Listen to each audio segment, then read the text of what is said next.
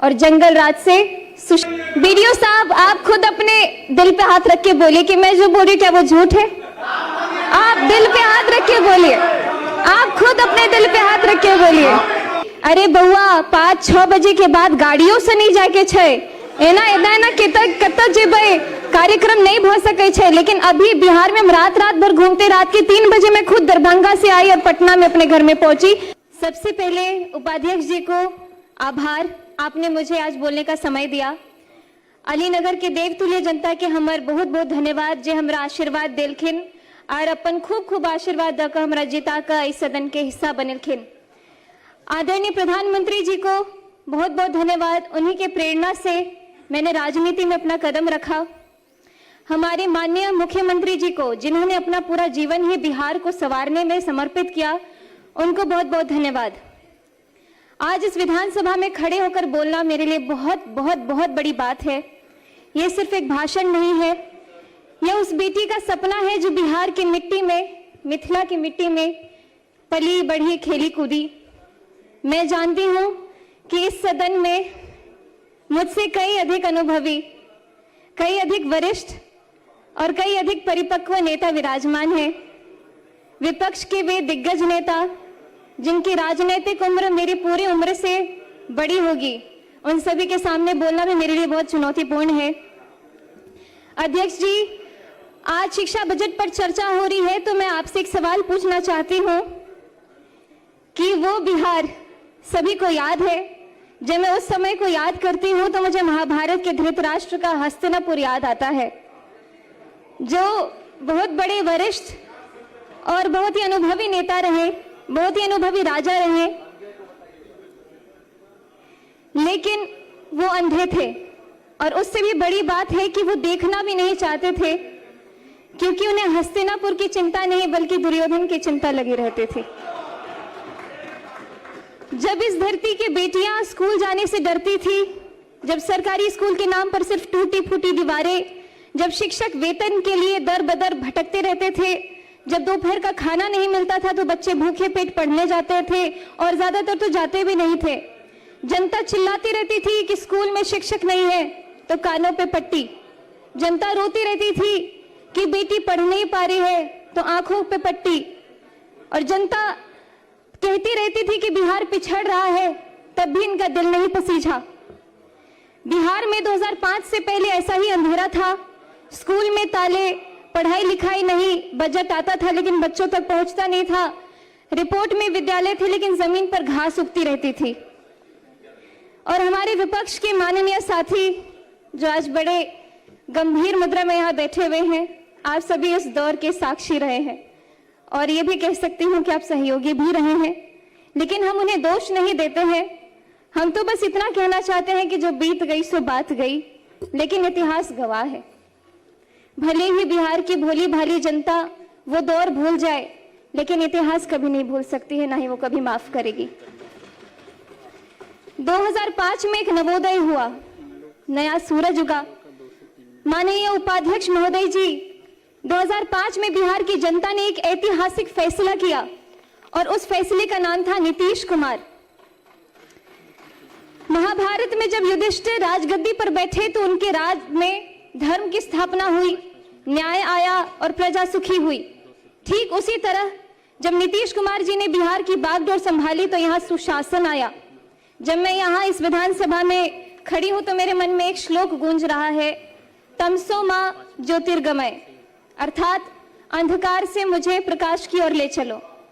यही बिहार रहा है, अंधकार से प्रकाश की ओर, भय से आत्मविश्वास की ओर, अपमान से सम्मान की ओर और जंगल राज से सुशासन की ओर।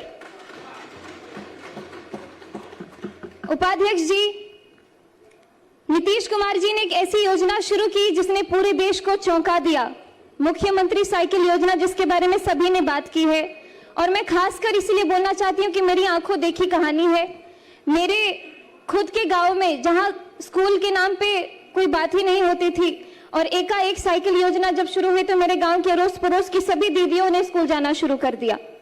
विपक्ष के लोग तो इस योजना का मजाक भी उड़ाते थे, लेकिन आज वही योजना पूरे देश के लिए एक मॉडल है। सुनने में सरल साइकिल ने क्या किया ये जरा सोचिए।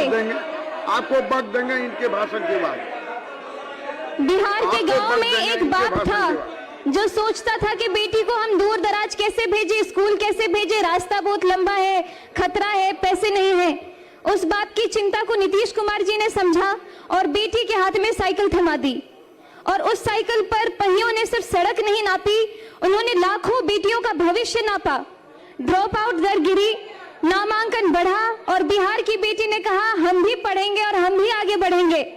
मैं भी उदाहरण स्वरूप बिहार के लोकतंत्र के सबसे बड़े मंदिर में आज आप सभी के बीच में खड़ी हूं। अगर मैं 2005 को देख करके, ध्यान करके 2005 से पहले की बात करूं तो संभावना भी नहीं था कि मैं यहाँ पे खड़ी होती या फिर कोई ऐसी उम्मीद मेरे अंदर जगती। बालिका साक्षरता 33%, मतलब 3 में से 2 बच्चियां हमारी अनपढ़ रहा करती थी।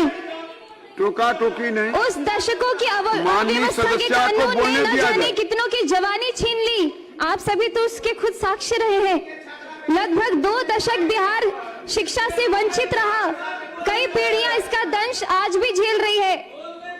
बीडीओ साहब, आप खुद अपने दिल पे हाथ रख के बोलिए कि मैं जो बोल रही क्या वो झूठ है।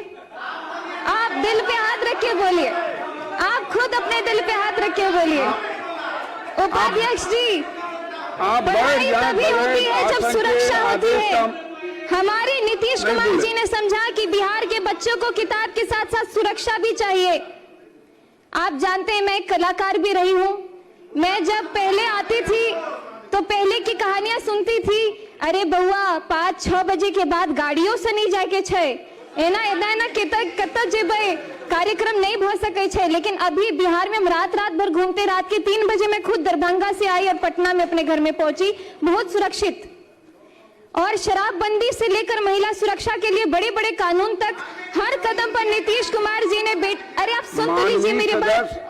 बेटियों के पक्ष में खड़े होकर हमारे माननीय मुख्यमंत्री जी ने निर्णय लिया है। और आज जब मैं बिहार के सबसे युवा विधायकों में से एक इस सदन में खड़ी होकर के बोल रही हूं तो न जाने आपको क्यों इतनी दिक्कत हो रही है।